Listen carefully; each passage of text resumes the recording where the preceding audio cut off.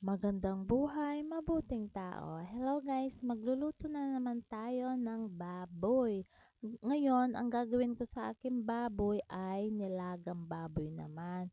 Frozen din yan guys, kaya pinakulo ko muna ng konti tapos hugasan ng mabuti tapos tatapon natin yung tubig guys. Frozen food. Ganyan ang ginagawa ko sa frozen guys. Kaya pinapakulo ko muna tapos tatapon ulit guys. Ayan guys so. Tapos pakukuluin natin ng bonggang-bongga niyan. Kasi kanina konting kulo lang yung ginawa ko.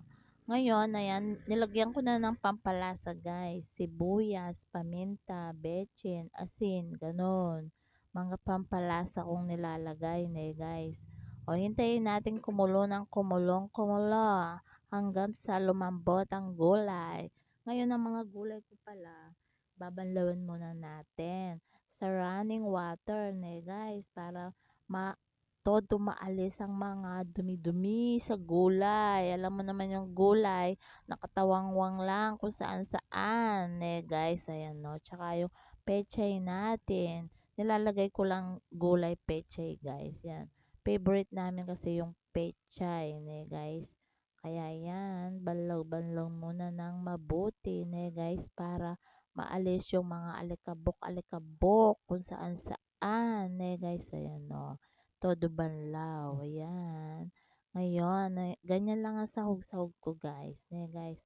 Ngayon nilalagay pala na natin yung repolyo, guys, para lumambot na kasi malambot na yung ko, yung baboy guys. Ayan no. Yung nabili ko palang frozen, guys, malasang malasa.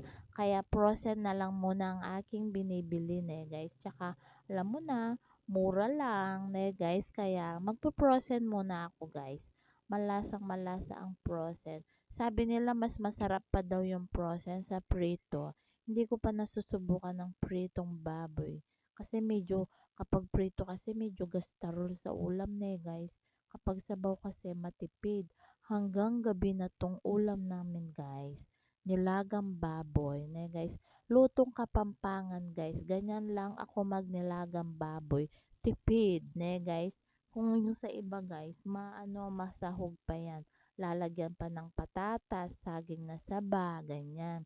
Ako alam niyo naman matipid ako kaya ganyan lang ang sinahog ko sa aking nilagang baboy guys.